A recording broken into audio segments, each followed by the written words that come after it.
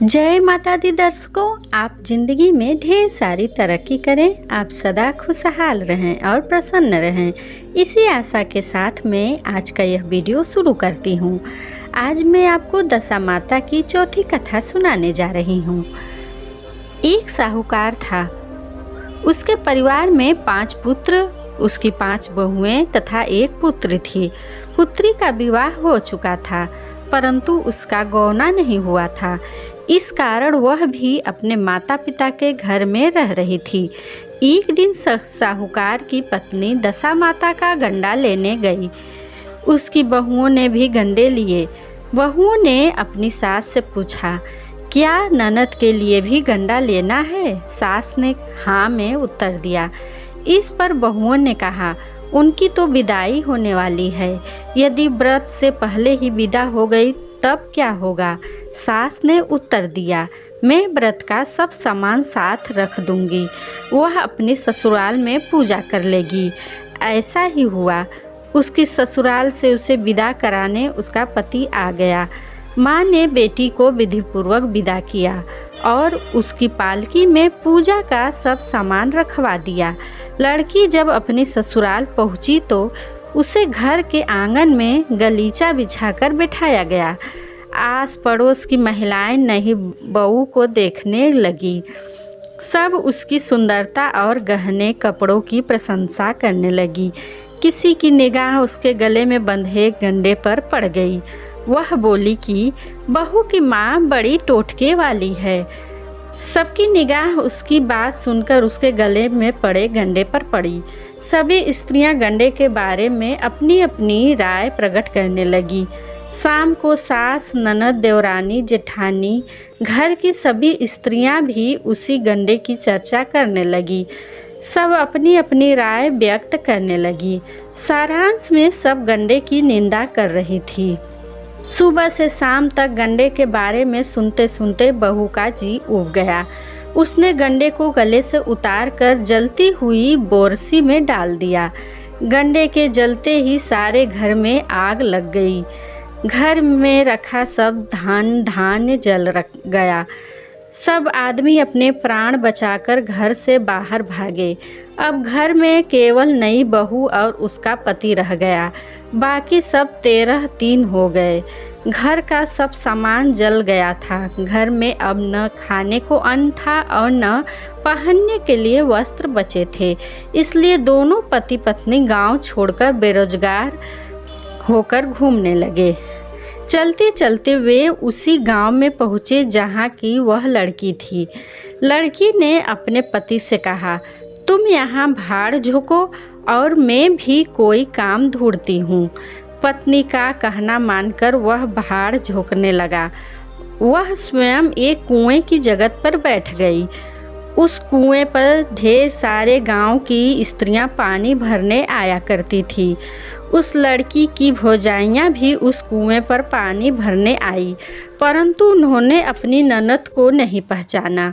वे उससे बोली, तुम तो किसी भले घर की लड़की मालूम होती हो, तुम क्या काम करना चाहती हो तो बोलो। लड़की बोली, काम तो करूँगी परंतु कोई नीच काम नहीं करूँगी। बड़ी भौजाई बोली, हमारी ननद ससुराल चली गई है, तुम हमारे बच्चों की देखभाल करती रहना और हमारे घर से सीधा लेकर अपना भोजन बना लिया करना। लड़की इस काम के लिए राजी हो गई। लड़की की भौजाइयाँ अपने घर आईं और सास से बोली, कुएं की जगह पर एक अनाथ लड़की बैठी है, वह हमारे घर रहने और बच्चों की देखभाल करने को राजी है, तुम कहो तो हम उसे रख लें। सास ने कहा, खुशी से रख लो, परंतु आपस में कलह मत करना। सब बहुएं राजी हो गई। वे वापस कुएं पर आई और उसे घर ले गई। वह अपने भतीजे और भतीजियों की देखभाल करने लगी और अपना जीवन निर्वाह करने लगी। एक दिन दशा माता के गंडे लेने का अवसर आया।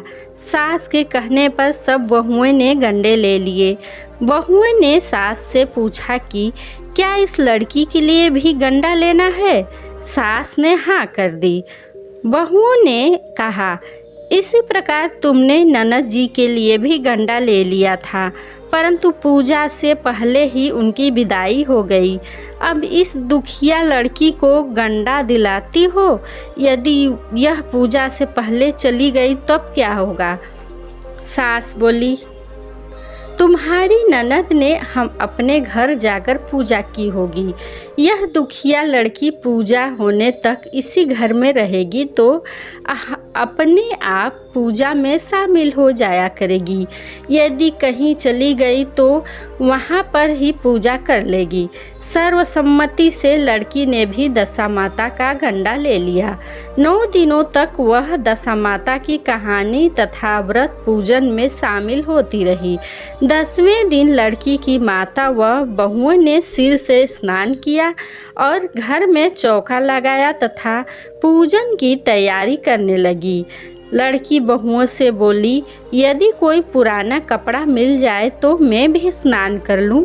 बहुओं ने अपनी सास से पूछकर अपनी ननद की साड़ी उस लड़की को दे दिया। अपनी पुरानी साड़ी लेकर वह स्नान करने चली गई। उसने सिर से स्नान करके साड़ी पहनी और घर आ गई। घर पर पूजा आरंभ हो रही थी। वह जैसे ही पूजा के पास आकर बैठी तो हमारी ननद की उन्हास है। इस पर सास ने नाराज होकर कहा, तुम्हारे मन में तो आता है बकती रहती हो, पूजा के समय भी चुपचाप नहीं बैठा करती हो। चुप रहो, मुझे कथा कह लेने दो। तुम्हारी बातों में कथा में विघ्न पड़ रहा है। बहुएं चुप हो गई। घर की सब स्त्रियां एक दूसरे का सिर गूंथने लगी। एक ने दुखिनी का सिर गूंथना शुरू किया और बोली, जैसे गूंथ इसके सिर में है वैसी गूंथ हमारी ननद के सिर में थी। सास नाराज होकर बोली, तू मेरी बेटी का मुकाबला इससे क्यों कर रही है? सास ने बहू को भी डांट कर दिया, परंतु उसकी बात मन में घर कर गई। उसने दुखनी से कहा, आज रात को मेरे पास सोना। रात को जब बहुएं सो गई तो बुढ़िया ने दुखनी से पूछा, तेरे पीहर में कोई नहीं क्या? उसने जवाब दिया, मेरे 5 भाई और 5 भौजाइयाँ थी, तुम जैसे माता पिता थे। बुढ़िया ने पुनः पूछा, फिर क्या हुआ? दुखनी बोली, पीहर में मैंने दशा माता का गंडा लिया था। उसके पूजन से पहले ही मैं ससुराल के लिए विदा हो गई। ससुराल से पहुंचकर मैंने गले में पड़े गंडे को देखकर वहां की स्त्रियां हंसी उड़ाने लगी। तब मैंने उस गंडे को आग में डाल दिया। उस गंडे के साथ सारा घर जलकर भस्म हो गया। सब लोग 13-3 हो गए। हम दोनों भागकर इस गांव में आ गए। उसकी माँ ने पूछा, तेरा पति कहाँ है? दुखनी ने बताया, वह भड़भूंजे के यहाँ भाड़ झोंकता है। दशा माता के प्रकोप से हमारी यह दशा हो गई है। बुढ़िया समझ गई कि यह दुखनी उसी की पुत्री है। तब बुढ़िया ने 5 बेटों को बुलाया और बताया कि यह उनकी ही छोटी बहन है।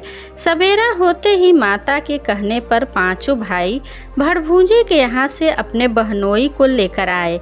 उन्होंने स्नान कराया और उत्तम वस्त्र पहनने को दिए। कपड़े पहनकर वह सुंदर साहूकार दिखाई देने लगा। वह कुछ दिन ससुराल में रहकर अपने घर गया। घर पहुंचकर उसने देखा कि सब लोग पहले की तरह सुखपूर्वक रह रहे हैं। इसके बाद वह अपनी ससुराल आया और अपनी पत्नी को विदा कर घर ले गया। वह अपनी दशा पर विचार करती हुई जा रही थी।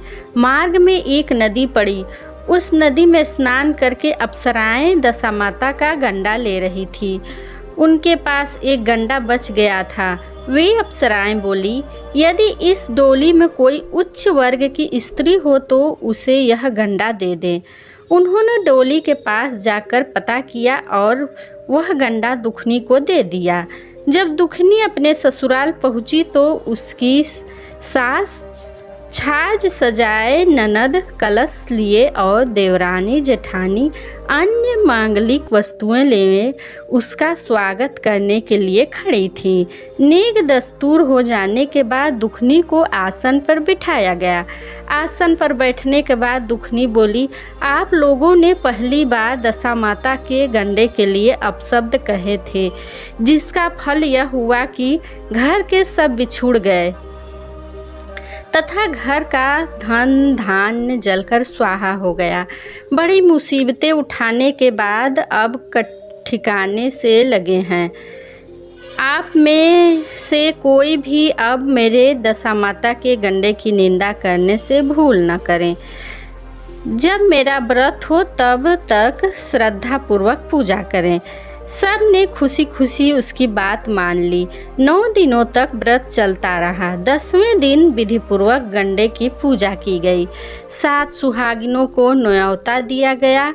उनका श्रृंगार करके आंचल भरा गया। इस प्रकार दशा माता का पूजन समाप्त हुआ। जिस प्रकार दशा माता ने दुखनी के दिन फेरे, वैसे ही सब पर दया करें। बोलो दशा माता की जय।